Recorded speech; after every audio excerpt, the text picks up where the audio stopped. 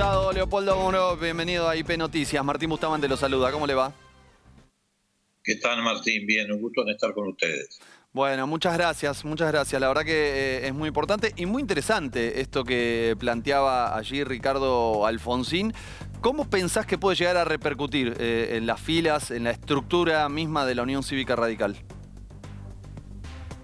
No, ya está repercutiendo, y no solamente por esta definición de Ricardo Alfonsín, ya con anterioridad, incluso otros dirigentes, por ejemplo Federico Storani, tal vez vos Sí, lo recuerdes, hace unas semanas atrás sí, llamó a votar por Santoro en la ciudad de Buenos es Aires. cierto.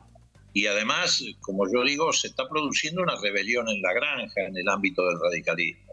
Mm, Hay infinidad de dirigentes, militantes y votantes del radicalismo que tienen ya decidido no acompañar la candidatura de Bullrich y por supuesto muchísimo menos la de Milei. Está ocurriendo en la ciudad de Buenos Aires, donde todavía el radicalismo mantiene una estructura importante. Apenas salís con un auto y recorres, vas a encontrar en distintos barrios locales radicales. Bueno, en esos sí. lugares se están haciendo asambleas de militantes y mayoritariamente se definen a favor de la candidatura de Santoro y a favor de la candidatura también de Massa.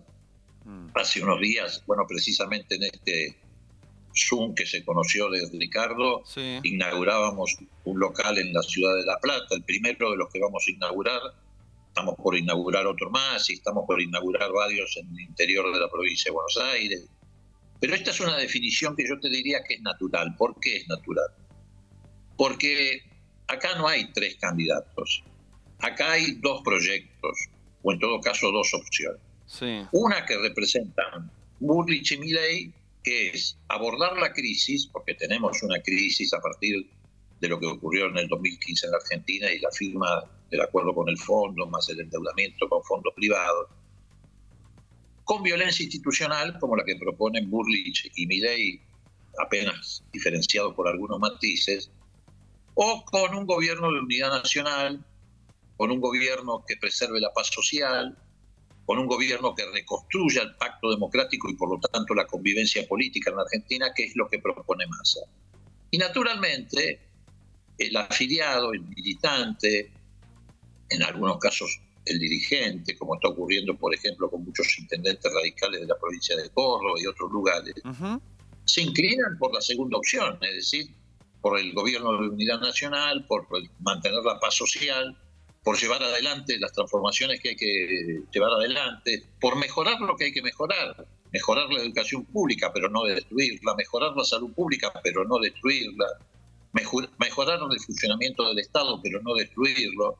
Los radicales no están a favor de privatizar el Estado, de arancelar el Estado, de cerrar el Estado o de vender el Estado, porque sabemos que el Estado juega un papel fundamental no solamente desde el punto de vista de la solidaridad social, de la justicia social, sino también desde el punto de vista del desarrollo económico. Mm, Entonces la opción es muy sencilla, y mucho más sencilla cuando la trasladás a 40 años de la democracia que refundó al plano político. Cuando vos advertís que Patricia Bullrich, que siempre ha vivido más cómoda con la violencia que con la democracia, entre otras cosas le envía cartas a las Fuerzas Armadas diciendo que ella va a reparar el daño que se produjo respecto a aquellas personas que han sido juzgadas.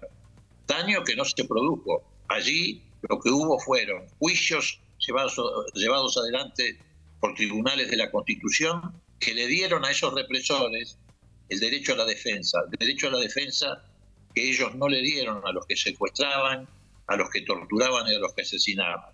O cuando ves a Milei y su candidata a vicepresidenta, que ya no solamente hace negacionismo, sino apologismo del terrorismo de Estado, para un radical es muy fácil tomar una decisión.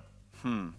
Bueno, precisamente a raíz del acto que hizo Victoria Villarroel en la legislatura, pareciera ser que ya en términos institucionales la Unión Cívica Radical, por lo menos de la ciudad de Buenos Aires, puso un límite, porque ahí sí se desmarcó rápidamente, algo que no hicieron otros referentes de Juntos por el Cambio, fundamentalmente del PRO. Ahora, pensando un poquito un escenario de balotaje, ¿no? Luego del 22 de octubre, Leopoldo, ¿te imaginas un posible acuerdo ya sí entre la dirigencia, no solo entre los militantes, sino junto con la dirigencia de la Unión Cívica Radical, de sectores también del PRO en una suerte de frente anti-Milei o anti-ultraderecha como sucedió, por ejemplo, con Lula en Brasil? Bueno, en primer lugar, no está dicha la última palabra, Martín. Todavía es posible que no haya balotaje y Massa gane en primera vuelta. Vamos a ver, falta mucho tiempo, pero no está dicha la última palabra.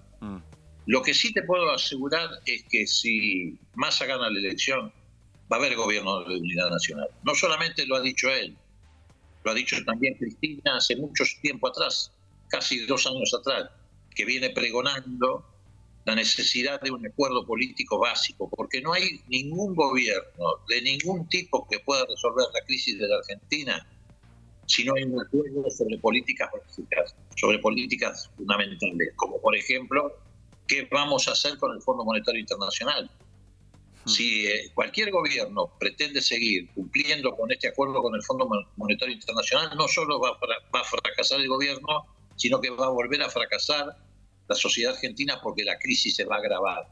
Entonces hay que resolver ese problema y para resolverlo hay que acumular mucha masa crítica desde el punto de vista político. Primero, para reformular el acuerdo y segundo, para avanzar rápidamente en un proceso de crecimiento, reunir los dólares y sacarse de encima el Fondo Monetario Internacional, como hizo Néstor Kirchner, y eso abrió el camino a los mejores años de gobierno a lo largo de estos 40 años respecto a darle satisfacción a las necesidades de la sociedad argentina. No sé si viste la declaración del subsecretario del Tesoro vinculado a asuntos internacionales, del Tesoro del gobierno de Estados Unidos, que es como el Ministerio de Economía, que dijo si los gobiernos no cumplen con el Fondo Monetario Internacional, pues entonces habría que evaluar sacarles el apoyo. Y atendiendo a que en noviembre, antes de un probable balotaje, se deberían renegociar algunos vencimientos, ¿te preocupan esas declaraciones? Mira, reafirman lo que yo he creído, y no yo, sino muchísimos argentinos a lo largo de nuestra historia. Estados Unidos siempre encuentra algún pretexto para intervenir en América Latina. Cuando nació como potencia, todavía no lo era, inventó la doctrina Monroe, que era la del garrote. Y la justificación para intervenir en América Latina era que tenían que defender las inversiones de sus empresas. La United Fruit Company y Standard Oil. Con ese pretexto derrocaron el gobierno de Sandino y lo asesinaron a Sandino, derrocaron el gobierno de Jacobo Arbenz en Guatemala, derrocaron el gobierno de Irigoyen en el 30 precisamente porque tenían miedo de que se sancionara una ley de estatización del petróleo que había promovido Mosconi con la creación de YPF en el gobierno radical. Después inventaron que había un mundo bipolar y que el problema era el enemigo comunista. Y con ese cuento llevaron adelante lo que se llamó la doctrina de la seguridad nacional, que justificó derrocar todos los gobiernos democráticos de América Latina e instaurar dictaduras militares con planes de exterminio. Empezó con Pinochet y siguió con el resto de América Latina. Ahora han inventado lo que llaman las nuevas amenazas. La lucha contra el terrorismo internacional, que es algo abstracto, por lo menos para el continente latinoamericano, felizmente. La del narcotráfico, que regula la DEA. Incluso dicen que los países que no aceptan el libre comercio son un riesgo para el futuro. Bueno, ¿cómo hacen la intervención ahora? Bueno, está a la vista, con los fondos buitres, con una Corte Suprema donde hay jueces corruptos en Estados Unidos que aceptan dádivas de Paul Singer, igual que los jueces corruptos de acá que en el viaje al Lago Escondido aceptan dádivas de Magneto, a través de la presión del Lofer y a través de la presión del Fondo Monetario Internacional. El Fondo Monetario Internacional no solamente jugó a favor de Macri en el 18, ahora jugó en contra nuestro. Nos hizo durante 4 meses llevar adelante una renegociación que recién la cerró después de las PASO. Después de las PASO. Sí, sí. Así que nosotros tenemos en claro que ellos van a jugar en contra. Ahora, también tenemos en claro que tenemos que hacer lo que tenemos que hacer. Por eso Massa no aceptó que el Fondo Monetario le impusiera una devaluación del 100%. Imagínate, con esta devaluación del 20%, lo que ha ocurrido, lo que hubiera ocurrido si la devaluación era del 100%. Tampoco le aceptamos no sancionar la ley de moratoria jubilatoria, que no querían saber nada, la sancionamos. tampoco le aceptamos no construir el gasoducto Néstor Kirchner. Lo construimos. Y además lo construimos no con endeudamiento, sino con el impuesto a las grandes fortunas. Esa es, por ejemplo, la diferencia con el gobierno de Macri. Él se endeudó en más de 100.000 millones de dólares y lo único que quedó fueron 2 bicisendas en la ciudad de Buenos Aires. Nosotros no endeudamos a la Argentina, al contrario, estamos luchando contra el Fondo Monetario Internacional para que no nos imponga condiciones y construimos la obra de infraestructura más importante de los últimos 40 años con el impuesto a las grandes fortunas.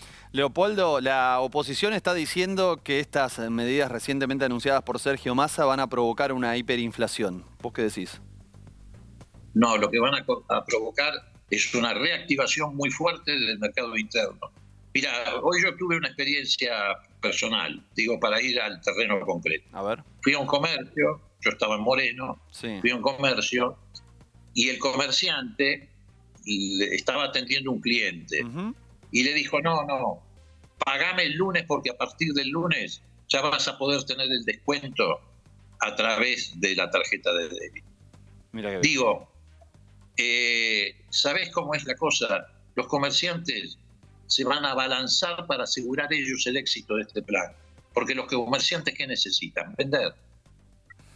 Los comerciantes necesitan vender. Y el mercado interno se moviliza a través del consumo.